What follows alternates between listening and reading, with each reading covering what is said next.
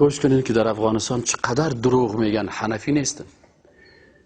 امام ابو حنیفه سگ بسیار لوکس بود. یک روز یک نفر 16 تا چپن پوشیده و میگه ما حنفی هستم. ما صاحب ابو حنیفه 16 تا چپن نپوشیده بود. تو یک ماست که خدا نشوشتی. امام ابو حنیفه رحمت الله علیه کسایی که خواندن و ما خواندیم مکمل زندگیشه، اول در جوانی خود تجارت میکرد، تجارت تکه بود، تجارت تکه میکرد. بزرگترین تجار در منطقه خود بود، پیسه‌دارترین نفر در منطقه خود بود. سر شاگردای خودش مصرف میکرد. و تو کورس نساخته بود که از شاگردا پیسه بگیره، بلکه برای شاگردای خود مصرفشان ای میداد. بهترین لباس، بهترین تجارت، بهترین تقوا داشت، بهترین فهم از دین داشت. از او خاطر سعی کنین او تمام فقه را دو بخش تقسیم کرده بود. یکی فقه اکبر و یکی فقه اصغر.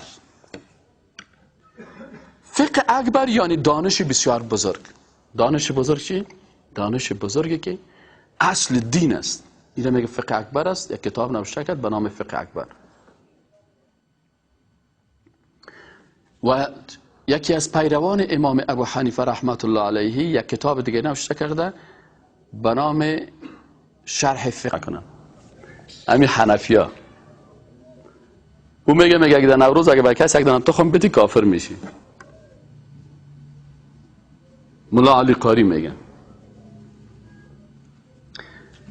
از جمله شاگردای بسیار قوی، پیروای بسیار قوی مذهب حنفی یکی هم مولا علی قاری هست. و کتاب ازی حتی در مدارس علمای احناف ما را درس میدادن.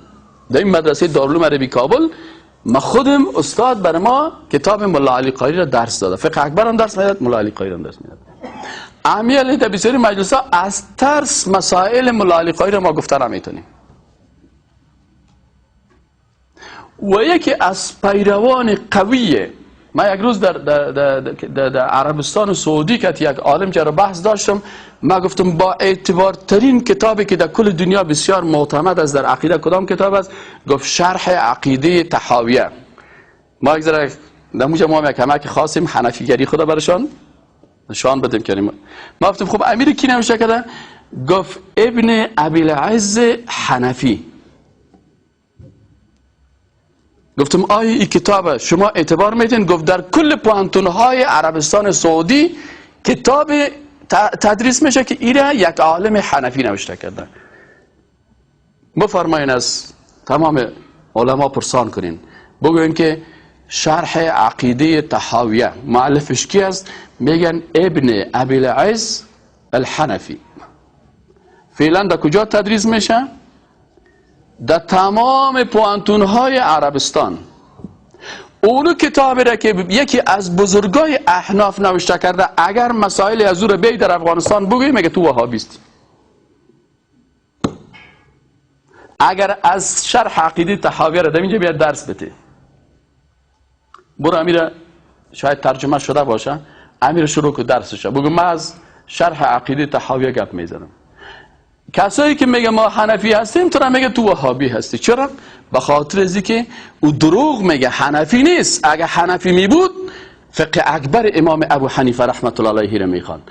اگر حنفی واقعی می بود مولا علی قاری را میخواند که شرح فقه اکبر امام ابی حنیفه رحمت الله علیه است. و اگر او حنفی واقعی می بود شرح عقیده طحاویه را میخواند که یک عالم حنفی نوشته کرده. و این سه کتاب عقیده بسیار مهم در عقیده احناف است. اینمی کتابایی است که ممثل عقیده احناف است و ما اکثرا وقتی که درس ها را میگیریم از این کتاب ها استفاده میکنیم.